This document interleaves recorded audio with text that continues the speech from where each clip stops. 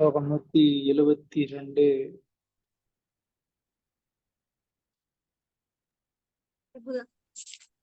படிக்கிறேன் பிரபு. விழாவின் பிரபு படிக்கட்டவா? விழாவின் இறுதியில் மீனகேதனர் ராமதாசர் அனைவருக்கும் தமது ஆசிகளை வழங்கிவிட்டு புறப்பட்டார். அச்சமயத்தில் அவருக்கும் என் சகோதரருக்கும் இடையில் சில முரண்பாடுகள் ஏற்பட்டன. தேங்க்யூ பிரபு. ஹரே கிருஷ்ண பிரபு. கரெக்டா பிரபு? தப்பா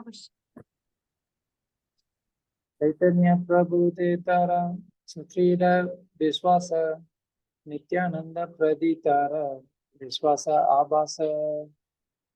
ஹரே கிருஷ்ணா பிரபுஜி. என் சகோதரர் சைத்தன்ய மகாபிரபுவின் மீது திடமான நம்பிக்கை கொண்டிருந்தார். ஆனால் நித்யானந்த பிரபுவின் மீதான அவரது நம்பிக்கை மங்கியதாக இருந்தது. ஹரே கிருஷ்ணா பிரபுஜி. தேங்க்யூ பிரபுஜி. ஸ்லோகம் 174. யுகஜானி ராமதாசேரா दुःख व्हायला माने तापे तप प्रातारे आम्ही कारिनुपसने. ஹரே கிருஷ்ண பிரபு. இதை அறிந்த ஸ்ரீ ராமதாசர் மன வருத்தம் அடைந்தார். அதனைத் தொடர்ந்து நான் என் சகோதரரை கண்டித்தேன். ஹரே கிருஷ்ண பிரபு. ஸ்லோகம் 175.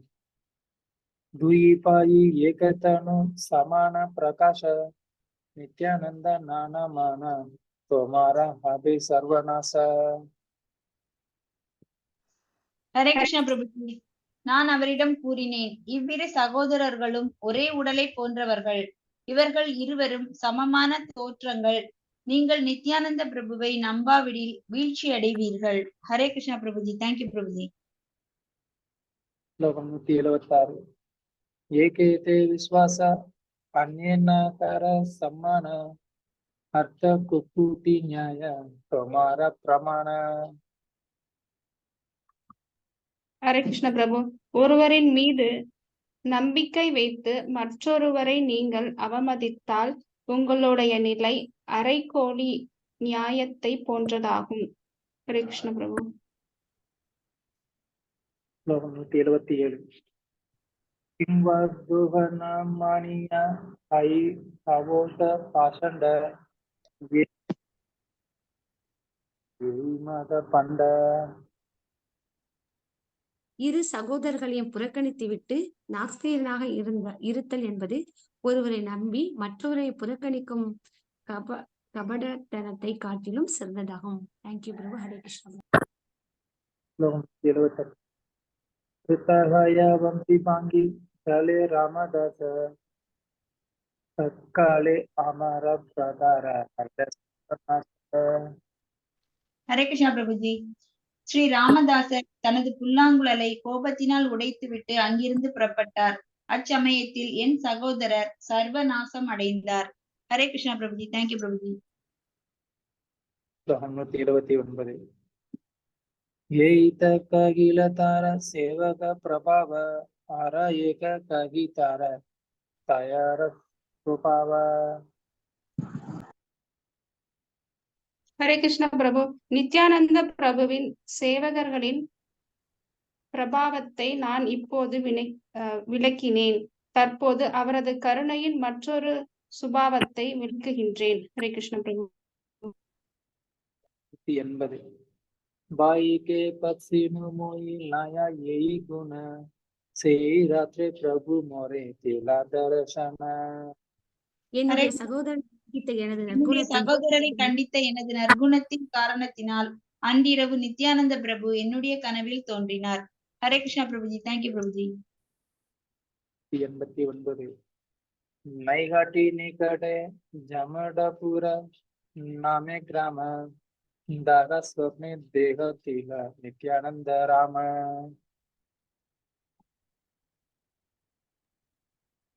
நைகாட்டிக்கு அருகில் உள்ள ஜாமடபுரம் என்னும் கிராமத்தில் நித்யானந்த பிரபு எனது கனவில் தோன்றினார். பொருளுரை. தற்போது ஜாமடபுரத்திற்கு இரும்பு பாதை வசதி உள்ளது. அங்கு செல்ல விரும்புவோர் கட்வா ரயில் பாதையின் வழியாக சாளரை எனப்படும் ரயில் நிலையத்திற்கு செல்ல வேண்டும். அந்த நிலையத்திலிருந்து ஒருவரால் நேராக ஜாமடபுரத்திற்கு செல்ல முடியும். தேங்க்யூ பிரபு. ஹரே கிருஷ்ணா பிரபு. அதாவது இப்ப கவிராஜர் வந்து அவரே தான் பேசிட்டு இருக்கிறார். யாரு கவிராஜர்?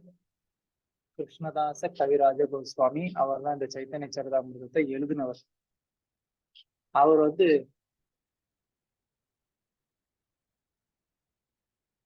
இந்த நித்யானந்த பிரபுவுடைய மகிமைகளை பெருமைகளை வந்து சாஸ்திர ரீதியா பல மேற்கோள்களை காமிச்சாரு. பலராமர்னா யாரு, அதுக்கப்புறமா அவர்கிட்ட இருந்து வரக்கூடிய விரிவங்கங்கள் யாரு, எப்படி செயல்படுறாங்க, எங்க இருக்கிறாங்க, இது எல்லாம் வந்து இவ்வளவு நேரம் வந்து சொன்னார். அப்படி சொல்லிட்டே இருக்கிறப்போ அப்போ கவிராஜருக்கு அவருக்கும் பர்சனலா வந்து நித்யானந்த பிரபு கூட ஒரு அனுபவம், ஒரு எக்ஸ்பீரியன்ஸ் இருக்கு. அதனால வந்து கவிராஜர் என்ன பண்றாரு, தன்னுடைய பர்சனல் எக்ஸ்பீரியன்ஸையும் வந்து சொல்றாரு. அதுல என்ன மாதிரி சொல்றாருன்னா, கவிராஜருடைய வீட்டுல வந்து ஒரு நாள் ஒரு நிகழ்ச்சி நடக்குது. அந்த நிகழ்ச்சிக்கு வந்து நித்யானந்தருடைய ஒரு நெருங்கியமான சகா, அவர் பேரு மீனகேதன ராமதாசர் அப்படிங்கிறது, இல்லைன்னா சாட்டா ஸ்ரீ ராமதாசர்னு வந்து சொல்றாங்க. அப்போ இவர் வந்து நித்யானந்த பிரபுவுடைய சீடர், அவருடைய நெருக்கமான ஒரு சகா. அப்ப இந்த நித்யானந்த பிரபுவுடைய இந்த சீடர் அங்க வந்து அந்த ப்ரோக்ராம்ல அட்டன் பண்ணிட்டு அவர் வந்து போயிடுறாரு. அப்போ அவரை வந்து கவிராஜருடைய அண்ணன், அதாவது கிருஷ்ணதாச கவிராஜருடைய உடன் பிறந்த அண்ணன், அவர் வந்து என்ன பண்ணல, இவரை வந்து பெருசா மதிக்கல. அவருக்கு வந்து சைத்தன்ய மகாபிரபுக்கு மேல வந்து நம்பிக்கை இருக்கு, அது இல்லைன்னு கிடையாது. சைத்தன்ய மகாபிரபுவுக்கு மேல நம்பிக்கை இருக்கு. ஆனா நித்யானந்த பிரபுவுக்கோ இல்லைன்னா அவருடைய பக்தர்களுக்கு மேலேயோ அவருக்கு வந்து நம்பிக்கை இல்லை. சோ அதனால அவர் வந்து இந்த ராமதாசரை வந்து ஒழுங்கா வரவேற்கல, அவரை வந்து ஒழுங்கா கவனிச்சுக்கல. அதை பார்த்த கவிராஜருக்கு வந்து அது வந்து பிடிக்கல. ஏன்னா கவிராஜருக்கு தெரிஞ்சிருக்கு நித்யானந்த பிரபுவுடைய ஒரு மகிமை, அவருடைய சகாக்கள் இல்ல பக்தர்களுடைய சீடர்களுடைய மகிமை என்னங்கிறது கவிராஜருக்கு நல்லாவே தெரிஞ்சிருக்கு. அதனால கவிராஜர் வந்து அவங்களுக்கு மிகுந்த மரியாதையும் அவங்க மேல பக்தியும் கொண்டிருந்தார். அதான் உண்மை. சோ அந்த மாதிரி அவர் வந்து அவங்க மேல மிகுந்த அன்பும் பக்தியும் கொண்டிருந்ததுனால அவர் வந்து என்ன பண்றாரு, அவங்க அண்ணனை வந்து கண்டிக்கிறார். நீ இந்த மாதிரி வந்து பண்றது சரி கிடையாது, ஏன் இப்படி வந்து நீ பாரபட்சமா நடந்துக்கிற, நித்யானந்த பிரபுவுடைய ஒரு நெருக்கமான ஒரு சகா, அவர் யாரு, அவர் வந்து நித்யானந்த பிரபு கூட ரொம்ப நெருக்கமா இருக்கக்கூடிய ஒரு சகா, அப்படிப்பட்ட அந்த ஒரு பக்தரை நீ எப்படி அவமதிக்கலாம் அப்படின்னு சொல்லி அவர் வந்து திட்டுறாரு. அது எதனால அப்படி திட்டுறாரு அப்படின்னு சொன்னா, இவருக்கு வந்து நம்பிக்கை இல்லை நித்யானந்த பிரபுக்கு மேல. நித்யானந்த பிரபுக்கு மேல நம்பிக்கை இல்லாததுனால அவருடைய பக்தர்கள் மேலேயும் அவருக்கு நம்பிக்கை இல்லை, அவங்களெல்லாம் இவரு உதாசீனப்படுத்துறாரு. சோ அதனால கவிராஜர் நித்யானந்த பிரபுவுடைய சகாக்களின் மகிமையை உணர்ந்திருந்ததுனால அவர் அவங்களுக்காக வந்துட்டு என்ன பண்ணாரு, சண்டை போட்டார்.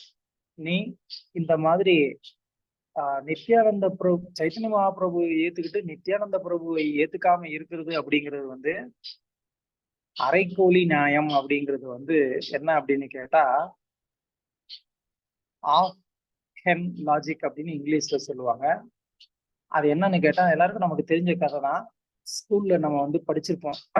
இது வந்து ஒரு கோழி இல்லைன்னா ஒரு வாத்து வந்து தங்க முட்டை போடும், அதை ஒருத்தன் வந்து வளர்த்துட்டு வருவான்.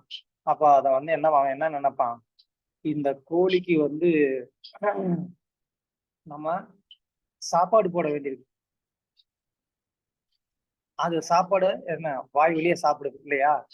அப்ப அவன் என்ன நினைச்சான், நமக்கு வந்து முட்டை பின்பக்கமா வருது, அதனால அந்த வாத்து இல்ல அந்த கோழி அதை வந்து என்ன பண்ணலாம், முன்பக்கத்தை வந்து கட் பண்ணிடலாம்.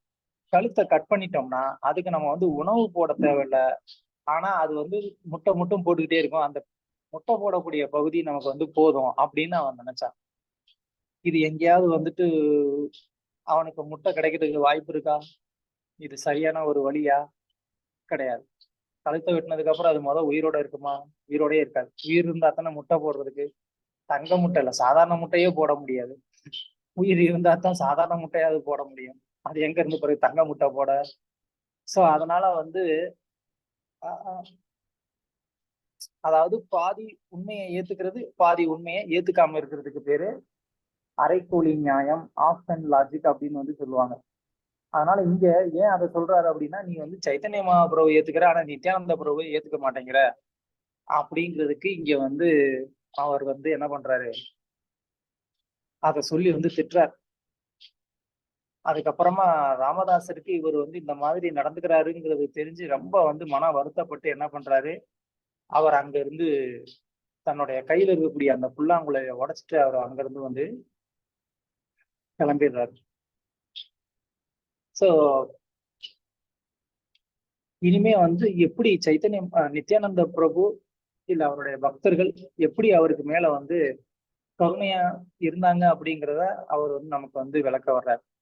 சோ இந்த இன்சிடென்ட் நடந்ததுக்கு அப்புறமா, அதாவது கவிராஜர் வந்து நித்யானந்த பிரபுவுக்காகவும் அவருடைய பக்தர்களுக்காகவும் வந்துட்டு அவர் சண்டை போட்டது நினைச்சு நித்யானந்த பிரபு வந்து ரொம்ப சந்தோஷப்பட்டிருக்கிறார். என்னுடைய பக்தனுக்காக நீ வந்து சண்டை போட்டையே அப்படின்னு சொல்லி நித்யானந்த பிரபு வந்து ரொம்ப சந்தோஷப்பட்டிருக்கிறார். அப்படி சந்தோஷப்பட்டதுனால என்ன பண்ணிருக்கிறாரு நித்யானந்தர், அவருடைய கனவுல வந்திருக்கிறார். அவருடைய கனவுல எப்போ எங்க அப்படின்னு கேட்டா, இது வந்து வங்காளத்துல நைகாட்டி அப்படின்னு சொல்லிட்டு ஒரு இடம் இருக்கு. இன்னைக்கு அது வந்து வங்கதேசத்துல இருக்கு. சாரி, வங்கதேசம்னா இது கல்கட்டா, மேற்கு வங்கம் நம்மளுடைய நாட்டுக்குள்ள இருக்குது. பங்களாதேஷ்ங்கிறது அது இன்னைக்கு இந்தியால இருந்து பிரிஞ்சு இருக்கக்கூடிய ஒரு நாடு. சோ நைகாட்டி அப்படின்ற அந்த இடத்துல வந்து நம்ம அங்க அந்த நைகாட்டிங்கிற ஒரு டவுன், அதுல வந்துட்டு ஜாமடாபுரம்னு வந்து ஒரு கிராமம். அந்த கிராமத்துல ஒரு நாள் இரவு அவங்க வந்து ஓய்வு எடுத்துக்கிட்டு இருக்கும்போது, அதாவது கவிராஜர் ஓய்வு எடுத்துக்கிட்டு இருக்கும்போது அவருடைய கனவுல நித்யானந்த பிரபு வந்திருக்கிறாரு. சோ இனிமே என்ன பண்ணாருன்னு பார்க்கலாம். ஸ்லோகம் 182. தண்டவத் பயாமி படினு பாயதே பாயதே நிஜ பத பத்ம பிரபு திலா மோர மாதே. ஹரே கிருஷ்ண பிரபு. தண்டம் சமர்ப்பித்தபடி நான் அவரது திருவடிகளில் விழுந்தேன். அப்போது அவர் தமது தாமரை திருவடிகளை எனது தலையில் வைத்தார். ஹரே கிருஷ்ண பிரபு.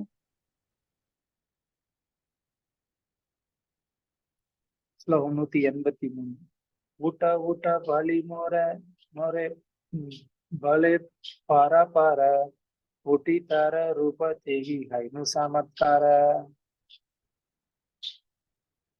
ஹரே கிருஷ்ண பிரபு. படிங்க. எழுந்திரு எழுந்திரு என்று அவர் என்னிடம் மீண்டும் மீண்டும் கூறினார். எழுந்தபோது அவருடைய அழகை கண்டு நான் மலைத்து நின்றேன். ஹரே கிருஷ்ணா பிரபுஜி. தேங்க்யூ பிரபுஜி. 184. ஷாம சிக்கன காந்தி பிரகாண்ட சரீர சாட்சாத் கந்தர்ப ஜெய்சே மகாமல்ல வீர. ஹரே கிருஷ்ண பிரபு. அவர் பளபளக்கும் கருமை நிற திருமேனியில் மிக உயரமாகவும் பலமாகவும் மன்மதனை போன்ற நாயக் தோற்றத்துடனும் காணப்பட்டார். ஹரே கிருஷ்ண பிரபு.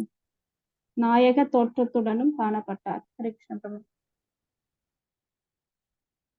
ஸ்லோகம் 185. சுவலித வஸ்தபாத கமலன் பட்ட வஸ்திர சீரே பட்ட வஸ்திர பரிதான. அவரது கரங்கள், கால்கள், தாமரை மலர் போன்ற கண்கள் என அனைத்தும் அழகாக வடிக்கப்பட்டிருந்தன. அவர் பட்டாடை உடுத்தி தமது தலையில் பட்டு தலைப்பாகையை அணிந்திருந்தார். ஹரே கிருஷ்ணா ஜி. ஸ்வர்ண குண்டல கர்ணே ஸ்வர்ணாங்கத வால பாயேதே நோபுர பாஜே கண்ட புஷ்ப மாலா. ஹரே கிருஷ்ண பிரபு. அவர் காதில் தங்க குண்டலங்களை அணிந்திருந்தார். கையில் தங்க காப்புகளையும் வளையல்களையும் அணிந்திருந்தார். காலில் சலங்கை அணிந்திருந்தார். கழுத்தை சுற்றி மலர் மாலையும் அணிந்திருந்தார். ஹரே கிருஷ்ணா. ஸ்லோகம் 187. சந்தன லேபித அங்க திலக சுடாம மத்த கஜ ஜினி மத மந்திர பயண. ஹரே கிருஷ்ணா பிரபுஜி. அவருடைய திருமேனி சந்தனத்தினால் பூசப்பட்டு திலகத்துடன் நன்கு அலங்கரிக்கப்பட்டிருந்தது. அவருடைய அசைவுகள் மதம் பிடித்த யானையை மிஞ்சக்கூடியவையாக இருந்தன. ஹரே கிருஷ்ணா பிரபுஜி. தேங்க்யூ பிரபுஜி. 88. கோடி கோட்டி சந்திர ஜினி முக உஜ்வல வரண தாடிம்ப பீஜ சாம தந்த தாம்பூல சர்வன. அவருடைய திருமுகம் கோடிக்கணக்கான சந்திரனை காட்டிலும் அழகாக இருந்தது. அவருடைய பற்கள் தாம்பூலத்தை வென்றதால் மாதுளை முத்துக்களை போல காணப்பட்டன. ஹரே கிருஷ்ணா பிரபுஜி. தேங்க்யூ பிரபுஜி. 83. பிரேமே மத்த அங்க தாகினே வாமே தோளே கிருஷ்ண கிருஷ்ண பலியா கம்பீர போலே பாலே போல பாலே. ஹரே கிருஷ்ணா பிரபு. அவர் பரவசத்தில் மூழ்கி இருந்ததால் அவரது திருமேனி முன்னும் பின்னும் இடமும் வலமும் அசைந்தது. கிருஷ்ண கிருஷ்ண என ஆழ்ந்த குரலில் அவர் உச்சரித்தார். ஹரே கிருஷ்ணா பிரபு. 90.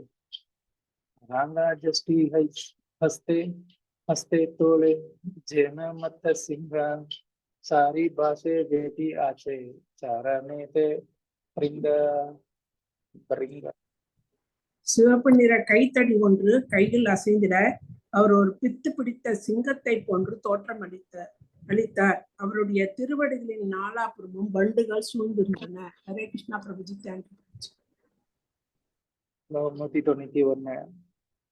பாரிஷாத கணே தேகி சப கோப வேஷே கிருஷ்ண கிருஷ்ண காஹே ஷாவே சப்ரேம ஆவேஷே. ஹரே கிருஷ்ண பிரபு.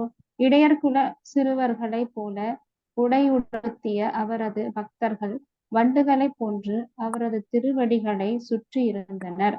பரவச அன்பில் மூழ்கி அவர்களும் கிருஷ்ண கிருஷ்ண என்று உச்சரித்தனர். ஹரே கிருஷ்ண பிரபு.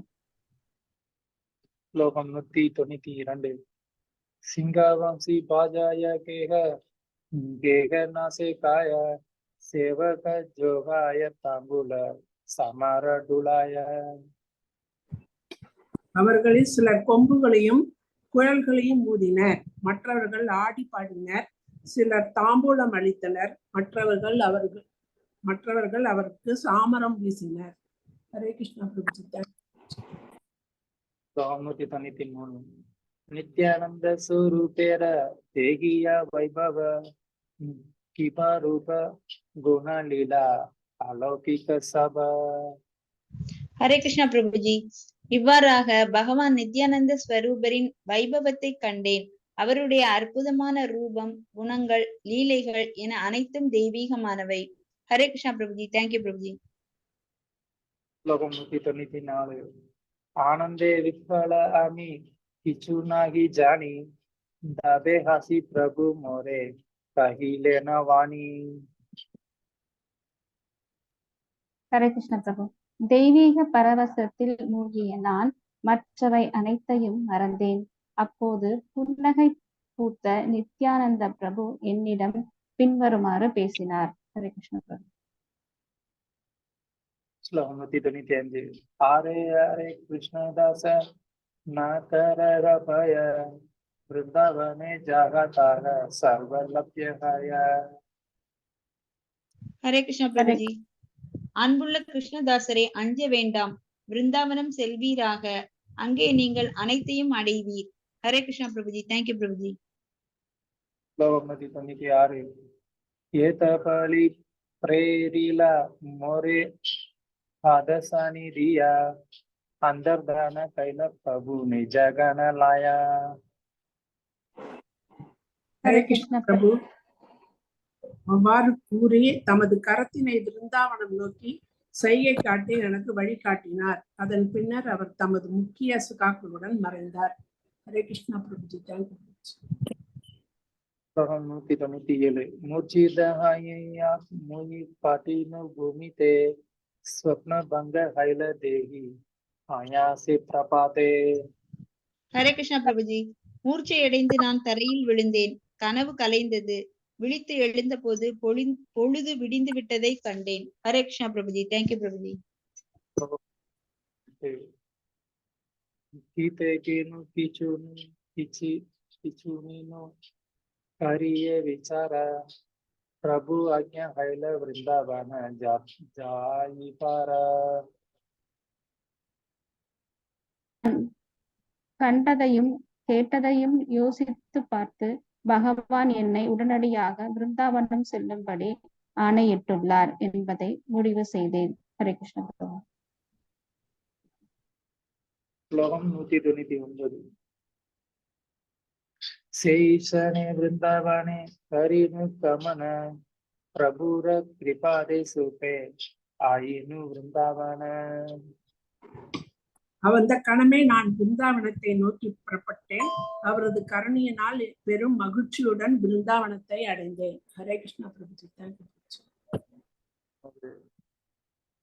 ஜய ஜய நித்யானந்த நித்யானந்த ராம ஜகர கிருபாதே பாயினு பிருந்தாவன தாமா. ஹரே கிருஷ்ணா பிரபுஜி. எல்லா புகழும் பகவான் நித்யானந்த பலராமருக்கு உரித்தாகட்டும். அவரது கருணையினால் நான் தெய்வீகமான தாமமான பிருந்தாவனத்தில் புகலிடம் பெற்றுள்ளேன். ஹரே கிருஷ்ணா பிரபுஜி, தேங்க்யூ பிரபுஜி. ஸ்லோகம் 201.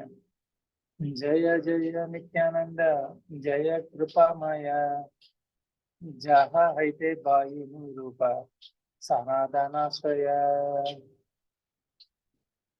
ஹரே கிருஷ்ண பிரபு. எல்லா புகழும் கருணை வாய்ந்த நித்யானந்த பிரபுவிற்கு உரியதாகட்டும். அவரது கருணையினால் நான் ஸ்ரீ ரூபர் ஸ்ரீ சனாதனருடைய தாமரை திருவடிகளின் புகலிடத்தினை பெற்றுள்ளேன். ஹரே கிருஷ்ண பிரபு. 202. ஜஹ ஹைதே பாயினு ரகுநாத மகாஷய ஜஹ ஹைதே பாயினு ஸ்ரீ ஸ்வரூப ஆசய. ஹரே கிருஷ்ணா பிரபுஜி. அவரது கருணையினால் நான் மாமனிதரான ஸ்ரீ ரகுநாத தாச கோஸ்வாமியின் புகலிடத்தை பெற்றுள்ளேன்.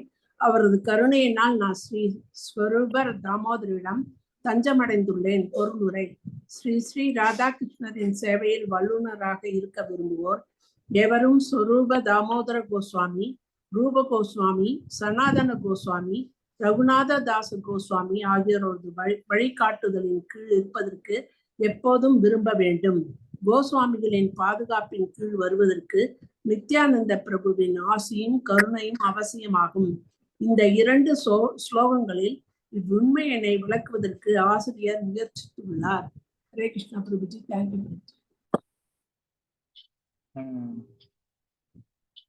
நித்யானந்த பிரபுவினுடைய கருணையின் இன்னொரு அம்சத்தை சொல்றேன்னு ஆரம்பிச்சார்.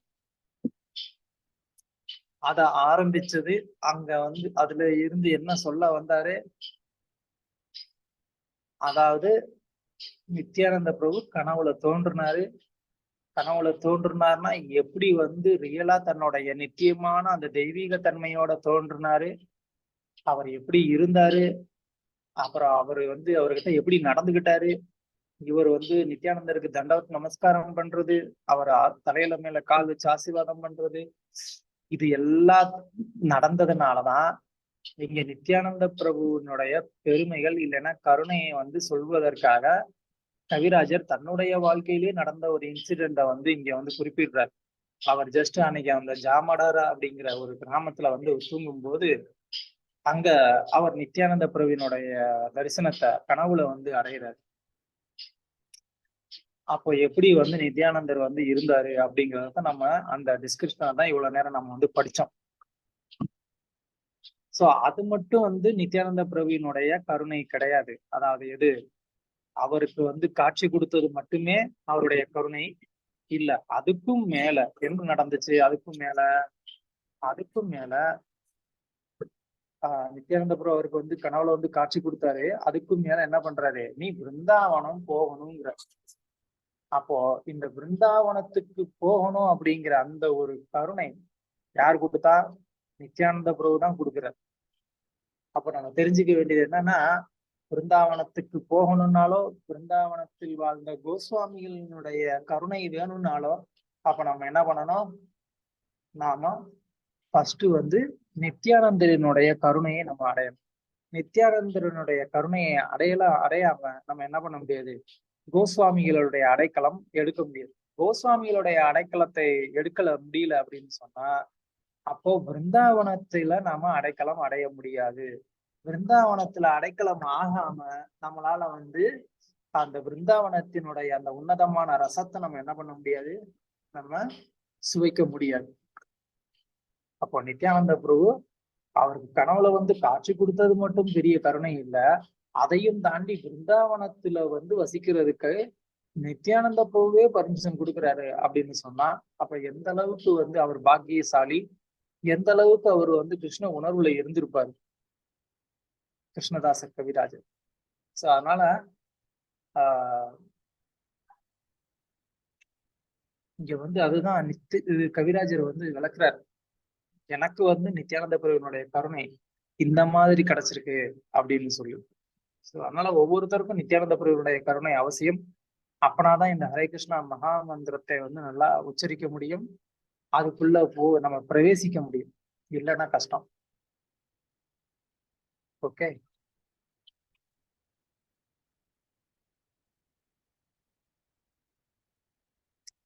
ஸ்லோகம் 203. சோ விருந்தாவனத்துல வாழ்ந்தவங்க 6 கோஸ்வாமி: ரூப கோஸ்வாமி, சனாதன கோஸ்வாமி, கோபால பட்ட கோஸ்வாமி, ஜீவ கோஸ்வாமி, ரகுநாத தாச கோஸ்வாமி, ரகுநாத பட்ட கோஸ்வாமி. சோ இந்த கோஸ்வாமிகளுடைய கருணை இல்லாம நம்ம விருந்தாவனத்துல நுழைய முடியாது, இல்ல விருந்தாவனத்தினுடைய அந்த மகிமைகளை உணர முடியாது. ராதா சியாமசுந்தரினுடைய அந்த உன்னதமான நித்திய லீலைகள், அங்க நடந்துட்டு இருக்கக்கூடிய அந்த நித்திய லீலைகளை நம்ம பார்க்க முடியாது.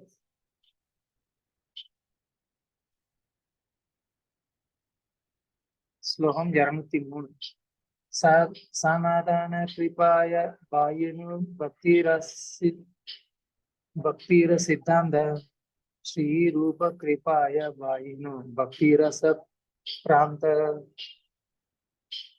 ஹரே கிருஷ்ணா பிரபுஜி. சனாதன கோஸ்வாமியின் கருணையினால் பக்தி தொண்டின் சித்தாந்தங்களை கற்றுக்கொண்டேன். ஸ்ரீ ரூப கோஸ்வாமியின் கருணையினால் பக்தி தொண்டின் மிக உயர்ந்த ரசத்தினை சுவைத்துள்ளேன். பொருளுரை: ஸ்ரீ சனாதன கோஸ்வாமி பிரபு பக்தி தொண்டின் விஞ்ஞானத்தை கற்றுக் கொடுக்கும் ஆசிரியர் ஆவார். அவர் பல்வேறு நூல்களை எழுதியுள்ளார். அவற்றில் புருஹத் பாகவதாமிருதம் மிகவும் பிரபலமானதாகும். பக்தர்கள் பக்தி தொண்டு மற்றும் கிருஷ்ணரை பற்றிய விஷயங்களை யாரேனும் அறிய விரும்பினால் இந்நூலை அவசியம் படிக்க வேண்டும். சனாதன கோஸ்வாமி ஸ்ரீமத் பாகவதத்தின் 10வது ஸ்கந்தத்திற்கு தசம தீப்பனி என்று அறியப்படும் சிறப்பான ஒரு விளக்க உரையை எழுதியுள்ளார். அதனை படிப்பதால் கிருஷ்ணரின் அன்பு பரிமாற்ற லீலைகளை மிக ஆழமாக ஒருவரால் புரிந்து கொள்ள இயலும். அஃது அந்த அளவிற்கு சிறப்பு வாய்ந்த நூலாகும். சனாதன கோஸ்வாமியின் மற்றுமொரு பிரபலமான நூல் ஹரிபக்தி விலாசம். இந்நூலில் கிரகஸ்த வைஷ்ணவர்கள், பிரம்மச்சாரி வைஷ்ணவர்கள், வானப்பிரஸ்த வைஷ்ணவர்கள், சந்நியாச வைஷ்ணவர்கள் என வைஷ்ணவ பிரிவில் உள்ளோர் அனைவரும் பின்பற்ற வேண்டிய சட்டதிட்டங்கள் கொடுக்கப்பட்டுள்ளன. இருப்பினும் இந்நூல் குறிப்பாக கிரகஸ்த வைஷ்ணவர்களுக்கானதாகும். ஸ்ரீல ரகுநாத தாச கோஸ்வாமி விபால குசு மாஞ்சலி என்னும் தனது பிரார்த்தனையின் 6வது ஸ்லோகத்தில் சனாதன கோஸ்வாமியினை பற்றி விவரித்துள்ளார்.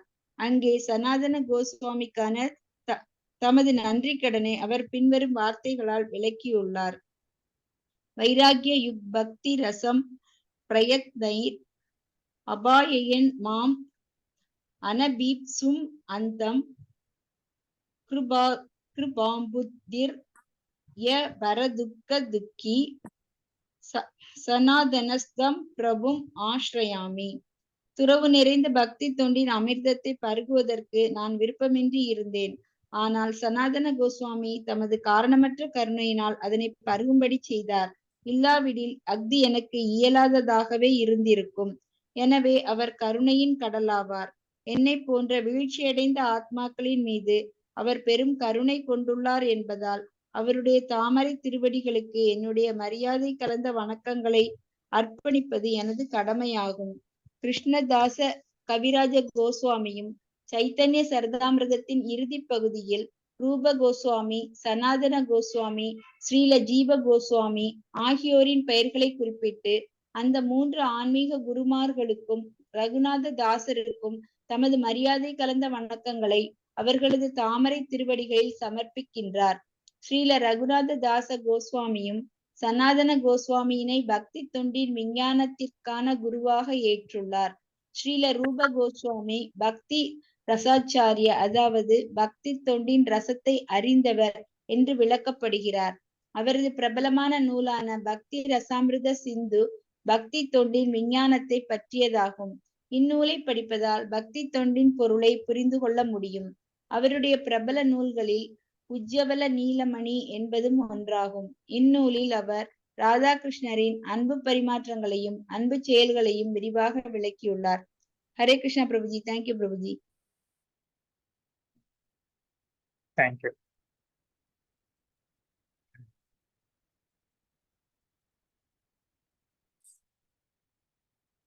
ஸோ இதுக்கு முன்னாடி வந்து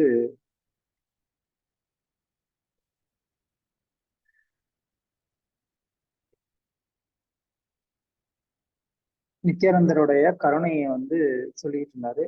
அந்த நித்யானந்தருடைய கருணையினால ரகுநாத தாச கோஸ்வாமியுடைய கருணை கிடைத்தது. அதனால அங்க வந்து அவரு ராதா குண்டத்துக்கு பக்கத்துல வந்து வசிச்சார். இப்போ நீங்க வந்து ராதா குண்டத்துக்கு போனீங்கன்னா அங்க அவர் வந்து சைத்தன்ய சரிதாமிர்தம் எழுதின இடம் இப்போவும் இருக்கு. அது ஒரு சின்ன ரூம், அவருக்கு யூஸ் பண்ண பெட்டு எல்லாமே வந்து இருக்கு. ஸோ ரகுநாததாச கோஸ்வாமியை பத்தி சொல்லும் போது அவர்களுடைய குருவான ரூப கோஸ்வாமி, சனாதன கோஸ்வாமியை பத்தியும் சொல்ல வேண்டும். ஏன்னா ரகுநாததாச கோஸ்வாமிகிட்ட இருந்து ஒண்ணு கத்துக்கிட்டாரு. அதே மாதிரி ரூப கோஸ்வாமி சனாதன கோஸ்வாமி கிட்ட இருந்தும் ஒண்ணு கத்துக்கிட்டாரு. அப்படி என்ன அவர் கத்துக்கிட்டாரு அப்படின்னு கேட்டா, சனாதன கோஸ்வாமி கிட்ட இருந்து பக்தி சித்தாந்தத்தை வந்து கத்துக்கிட்டார். பக்தி சித்தாந்தம் அப்படின்னு சொன்னா என்ன? பக்தி சித்தாந்தம் அப்படின்னு சொன்னா பக்தி நெறி வாழ்க்கையில நம்ம ஏற்றுக்கொள்ளக்கூடிய முக்கியமான ஒரு கொள்கை. அதுக்கு பேர் தான் பக்தி சித்தாந்தம். அப்புறமா அந்த கொள்கையை அடைவதற்காக நம்ம கடைபிடிக்கக்கூடிய வழிமுறை, இது இரண்டும் சேர்ந்ததுதான் சித்தாந்தம். அதாவது நமக்குன்னு ஒரு கொள்கை இருக்கும், அந்த கொள்கை நம்ம அடையிறதுக்காக நம்ம ஒரு வழிமுறையை கடைபிடிப்போம். சோ அதுதான் சித்தாந்தம். அப்போ இந்த பக்தி சித்தாந்தம் அப்படின்னு சொன்னா என்ன? பக்தி சித்தாந்தம் அப்படின்னு சொன்னா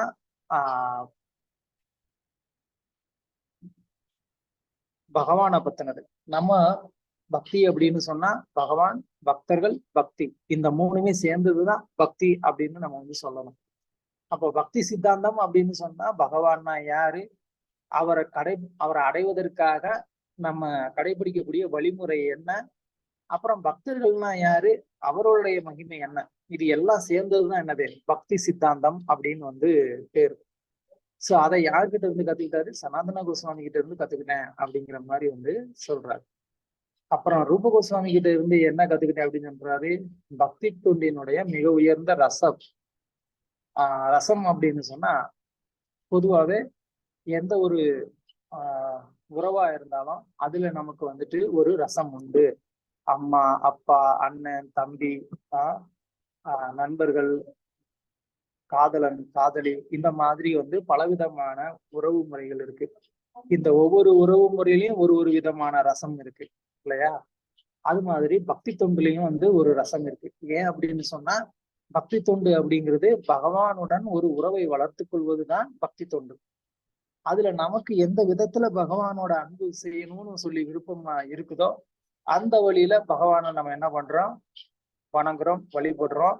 அதுக்கு பேர் என்னது? பக்தி ரசம் அப்படின்னு பேரு. இப்ப சிலர் வந்து கிருஷ்ணரை இப்போ தங்களுடைய குழந்தைகளாவே வந்து நினைப்பாங்க. அப்ப அது வந்து என்ன ஆகுது? அது வந்து வாத்சல்ய ரசம், பெற்றோர் பாசம் அப்படின்னு சொல்லப்படுது. அது மாதிரி நண்பர்கள் இல்லையா? சோ ஒவ்வொரு ரசத்திலையும் ஒவ்வொரு உறவுலையும் ஒரு ரசம் இருக்கு. ஸோ அது பர்டிகுலரா அது அந்த உறவு எப்படிப்பட்டதோ அதுக்கு ஏத்த மாதிரி ஒரு ரசம் அங்க வந்து இருக்கும். ஸோ இதை வந்து ரூப கோஸ்வாமி கிட்ட இருந்து அவர் வந்து கத்துக்கிட்டு இருக்காரு. ஸோ இப்போ பிரபுபாதர் வந்து பொருளுரையில அதனால என்ன பண்றாரு, இந்த 2 ஆச்சாரியர்களுடைய அந்த பக்தியையும் மேன்மைத்தன்மையும் பிரபுபாதர் வந்து இந்த பொருளுரையில வந்து விளக்குறார். எப்படி இந்த 2 பக்தர்கள், அதாவது சனாதன கோஸ்வாமி, ரூப கோஸ்வாமி, ஒருத்தர் வந்து அந்த பக்தி சித்தாந்தத்தை எப்படி வந்து கொடுத்தாரு, எந்த புக்ல கொடுத்திருக்கிறாரு அப்படிங்கிறத முதல்ல பிரபுபாதர் வந்து சொல்றாரு. சனாதன கோஸ்வாமி அப்படிங்கிறவர் வந்து பிருகத் பாகவதாமிர்தம்ன்ற ஒரு கிரந்தத்தை எழுதியிருக்கிறாரு. அதுக்கு பேரு தசம டிப்பணி அப்படின்னு சொல்லி பேரு. அது மாதிரி வந்து இன்னும் நிறைய புஸ்தகங்கள் வந்து எழுதியிருக்கிறாங்க. அதே மாதிரி ரூப கோஸ்வாமி அவர் வந்து பக்தி ரசத்தை வளர்க்கறதுக்காகவே பக்தி ரசாமிருத சிந்துன்ற ஒரு புஸ்தகத்தை எழுதினாரு. அதுக்கப்புறமா வந்து ரகுநாத தாச கோஸ்வாமி அவர் வந்து விலாப குசுமாஞ்சலி அப்படின்னு அந்த புக்கோட பேர். ஸோ இது ரகுநாத தாச கோஸ்வாமி வந்து எழுதினது. ஸோ ரொம்ப முக்கியமா வந்து இங்க சனாதன கோஸ்வாமியினுடைய ஒரு புகழை வந்து வெளிப்படுத்துறதுக்காக ஒரு ஸ்லோகத்தை வந்து மேற்கோள் காமிச்சிருக்கிறாரு ரகுநாத தாச கோஸ்வாமி. ஸோ அதுக்கப்புறமா கவிராஜர் எப்படி இவங்களுடைய இந்த 3 பேருடைய கருணையினால இந்த விஷயங்களை வந்து கத்துக்கிட்டு அவர் வந்து பக்தியில முன்னேறினாரு அப்படிங்கிறத வந்து பிரபுபாதர் இந்த பொருளுரையினுடைய கடைசி பாகத்துல வந்து சொல்லியிருக்கிறார். ஓகே, ஸ்லோகம் 204. ஜய ஜய நித்யானந்த சரணாரவிந்த ஜஹைதே வாயு ஸ்ரீ ராதா கோவிந்த. ஹரே கிருஷ்ண பிரபு. எல்லா புகழும் நித்யானந்த பிரபுவின் தாமரை திருவடிகளுக்கு உரியதாகட்டும். அவரது கருணையினால் நான் ஸ்ரீ ராதா கோவிந்தரை அடைந்துள்ளேன். பொருளுரை. பிரார்த்தனா எனப்படும் தமது பாடல் தொகுப்பினால் பிரபலமாக அறியப்படுபவரான ஸ்ரீல நரோத்தம தாச தாகூர் தமது பிரார்த்தனை ஒன்றில் புலம்புகிறார். நித்யானந்த பிரபு என் மீது எப்போது கருணை காட்டுவார்? அவரது கருணையினால் எல்லா பௌத்தீக ஆசைகளையும் என்னால் மறக்கவியலும். உடல் மற்றும் புலன்களின் தேவையை திருப்தி செய்யும் ஆசைகளில் இருந்து ஒருவன் விடுபட்டாலேயன்றி பகவான் கிருஷ்ணரின் தெய்வீக தாமமான பிருந்தாவனத்தினை புரிந்து கொள்ள முடியாது என்பதை ஸ்ரீல நரோத்தம தாச தாகுரர் உறுதி செய்துள்ளார். ராதா கிருஷ்ணரின் அன்பு பரிமாற்றங்களை 6 கோஸ்வாமிகளின் வாயிலில் செல்லாமல் புரிந்து கொள்ள முடியாது என்பதையும் அவர் உறுதிப்படுத்துகிறார். நித்யானந்த பிரபுவின் காரணமற்ற கருணையின்றி ராதா கிருஷ்ணரின் விவகாரங்களுக்குள் நுழைய முடியாது என்று மற்றொரு பாடலின் நரோத்தம தாச தாகுரர் கூறியுள்ளார். ஹரே கிருஷ்ண பிரபு. நம்மளுடைய இந்த கௌடிய சம்பிரதாயத்துல வழிபாட்டு முறைகள் வந்து, அதாவது விக்கிரக வழிபாடு, நம்ம ராதாகிருஷ்ணரை வழிபடுறோம், சீதா ராமரை வழிபடுறோம், லக்ஷ்மி நரசிம்மரை வழிபடுறோம். இதெல்லாம் பொதுவா இஸ்கான் கோவில்கள்ல இருக்கக்கூடிய பகவானுடைய அவதாரங்கள். அதுல நம்ம கௌடிய சம்பிரதாயத்துல ரொம்ப உயர்வா நம்ம வந்து கணக்கிடக்கூடியது வந்து ராதா கிருஷ்ணருடைய ஒரு வழிபாடு. அந்த ராதா கிருஷ்ணருடைய வழிபாட பிரபுபாதர் வந்து சொல்லியிருக்கிறார். நம்மளுடைய கோவில்கள்ல வந்து ராதாகிருஷ்ணருடைய வழிபாடு செய்தால் கூட அது வந்து லக்ஷ்மி நாராயணருடைய ஒரு வழிபாட்டுக்கு தான் அது வந்து சமமா இருக்குமே தவிர அது வந்து ராதாகிருஷ்ணரை வந்து வழிபடுற மாதிரியே வந்து அது இருக்காது. ஏன் அப்படின்னு கேட்டா, அந்த ராதாகிருஷ்ணருடைய ஒரு வழிபாட்டுக்கு வந்து ஒரு ராகானுக பக்தி வந்து வேணும். வைதி பக்தி பண்ணி என்ன பண்ண முடியாது, ராதாகிருஷ்ணருக்கு பக்தி பண்ண முடியாது. ஏன் அப்படின்னு கேட்டா, அப்ப நம்ம பண்றது வைதி பக்தி தானே, அப்ப நம்ம வந்து ராதாகிருஷ்ணருக்கு பக்தி பண்ண முடியாதா அப்படின்னு கேட்டா, வைதி பக்தி வந்து அது ராதாகிருஷ்ணருடைய அந்த ஒரு உறவுல வந்து அது கிடையாது. ஏன்னா அவங்க எப்போதுமே வந்து உன்னதமான அந்த அன்பு பரிமாற்றத்துல இருக்கிறதுனால அவங்களுடைய பக்தர்கள் எல்லாரும் அதனால அந்த ஒரு நிலையை அடைந்ததுக்கு அப்புறம் தான் நம்ம என்ன பண்ண முடியும், அந்த ராதாகிருஷ்ணருடைய ஒரு வழிபாட்டுக்குள்ள வந்து நம்ம போக முடியும். சோ அப்ப அது வரைக்கும் அந்த நிலையை அடைவதற்காக நம்ம வந்து என்ன பண்றோம், வைதி சாதனா பக்தியை நம்ம வந்து பண்றோம். சோ அந்த வைதி சாதனா பக்தியை வந்து நம்ம சிறப்பா செய்ய செய்ய அதுல நம்ம வந்துட்டு முன்னேற கத்துக்கணும். இங்க பொருளுரையில சொல்ற மாதிரி நம்ம உடல் இன்பத்துக்கான ஒரு வாழ்க்கையில இருந்து விலகி நம்ம வந்து முழுவதுமா கிருஷ்ணருடைய ஒரு ஸ்மரணத்துல இருக்கிறதுக்கு நம்ம முயற்சி பண்ணோம் அப்படின்னு சொன்னா, அப்போ நம்மளால என்ன பண்ண முடியும், கொஞ்சம் கொஞ்சமா வந்து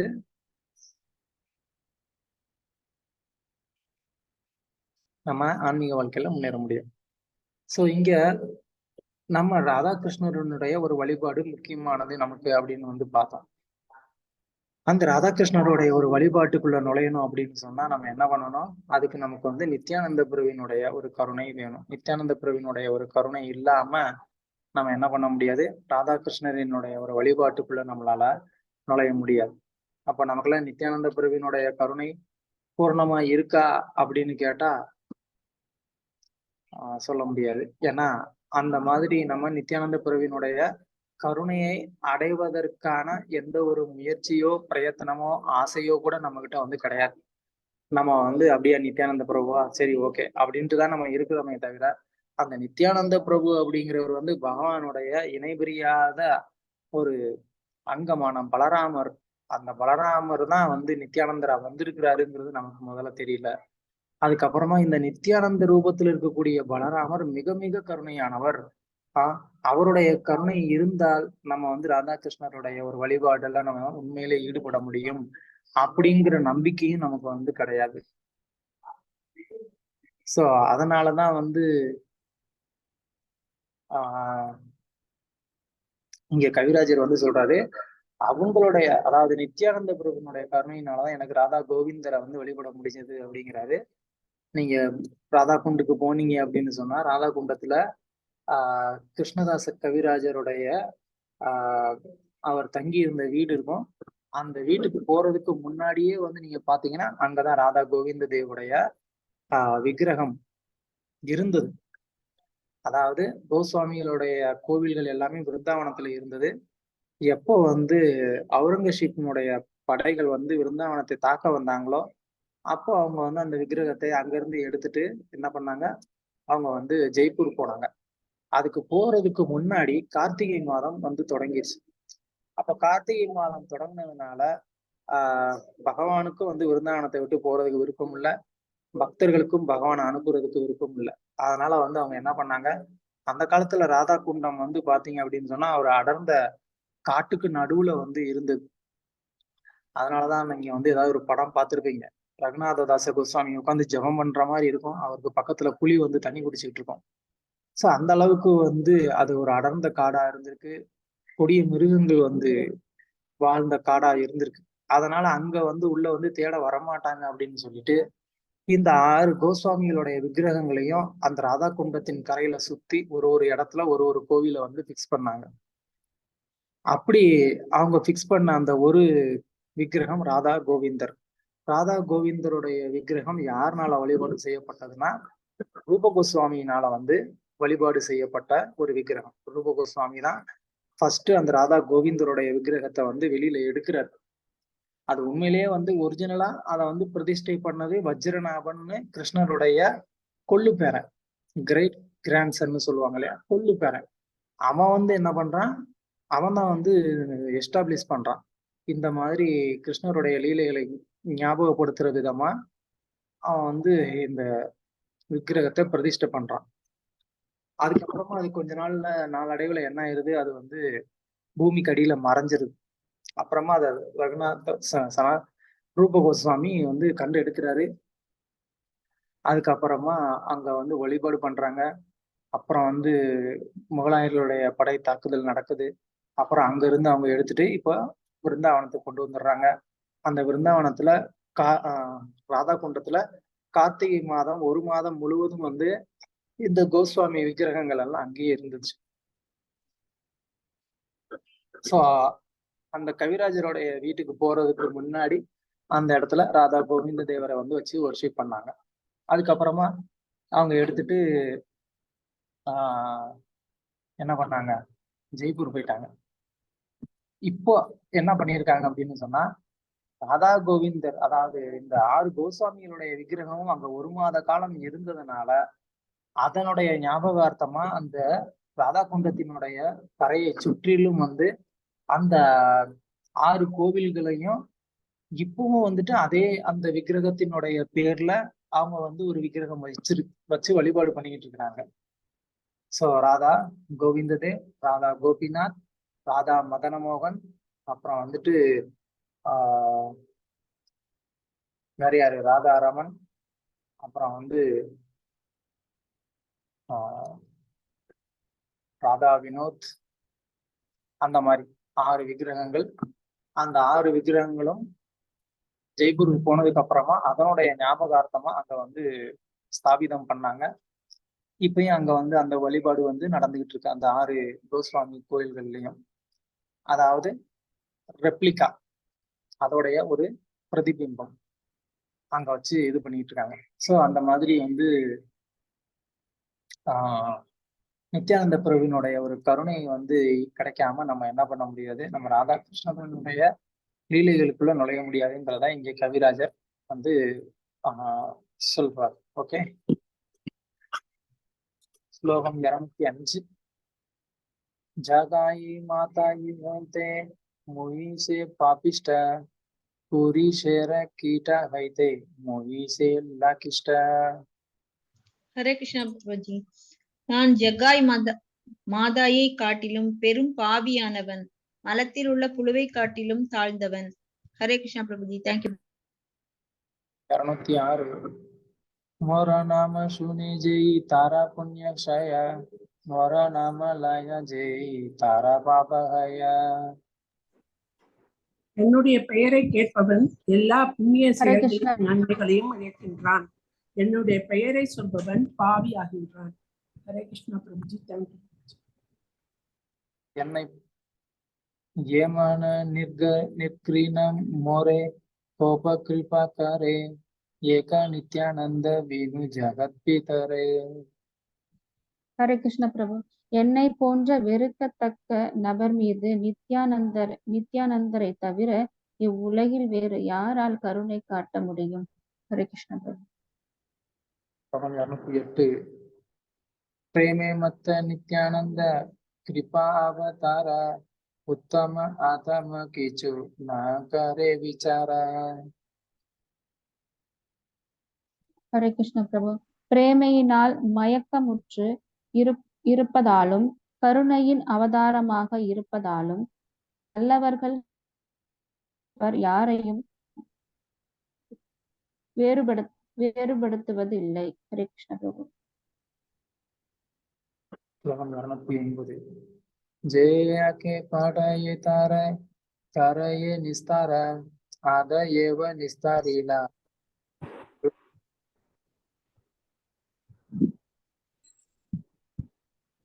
நமக்கு முன் அவர் ஹரே கிருஷ்ணா பிரபுஜி. தமக்கு முன்பு விழுந்து வணங்குவோர் அனைவரையும் அவர் விடுவிக்கின்றார். எனவே என்னை போன்ற வீழ்ச்சி அடைந்த பாவியையும் அவர் விடுவித்துள்ளார். ஹரே கிருஷ்ணா பிரபுஜி. மோபாபிஷ்டே ஆனிலேன ஸ்ரீ விருந்தாவன மோகேன ஆதமே திலா ஸ்ரீ ரூபச்சரண. ஹரே கிருஷ்ணா பிரபுஜி. நான் பாவியாகவும் மிகவும் வீழ்ந்தவனாகவும் உள்ளேன். இருப்பினும் அவர் எனக்கு ஸ்ரீ ரூப கோஸ்வாமியின் தாமரை திருவடிகளை வழங்கியுள்ளார். ஹரே கிருஷ்ணா பிரபுஜி. தேங்க்யூ பிரபுஜி. 11. श्रीमतन गोपाल श्री गोविंद दर्शन गही पार जो क्या न है ये सब कथन. ஹரே கிருஷ்ண பிரபு. ஸ்ரீ மதன கோபாலர் மற்றும் ஸ்ரீ கோவிந்தரின் தரிசனம் எல்லா ரகசிய வார்த்தைகளையும் கூறுவதற்கு நான் பொருத்தமானவன். அல்லன். பிருந்தாவன புரந்தரன் ஸ்ரீமதன கோபால ரசவிலாசி சாக்ஷாத் பிரஜேந்திர குமாரா. ஹரே ஹரே கிருஷ்ணா. கிருஷ்ணா பிரபு.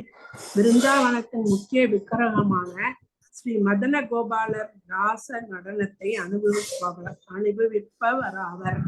அவர் சாட்சாத் விரஜ மன்னரின் மகனாவார். ஹரே கிருஷ்ணா பிரபுஜி. தேங்க்யூ. ஸ்ரீராதா லலிதா சங்கே ரசவிலாச மன்மத ரூபே ஜகர பிரகாஷ. ஹரே கிருஷ்ணா பிரபுஜி. ஸ்ரீமதி ராதா ராணி ஸ்ரீ லலிதா மற்றும் இதர தோழிகளுடன் இணைந்து அவர் ராச நடனத்தை அனுபவிக்கின்றார். அவர் தம்மை மன்மதன்களின் மன்மதனாக வெளிப்படுத்திக் கொள்கிறார். Hare Krishna Prabhuji. Thank you Prabhuji. Thank you very much. ஏதாவது கேள்வி இல்ல கருத்துக்கள்?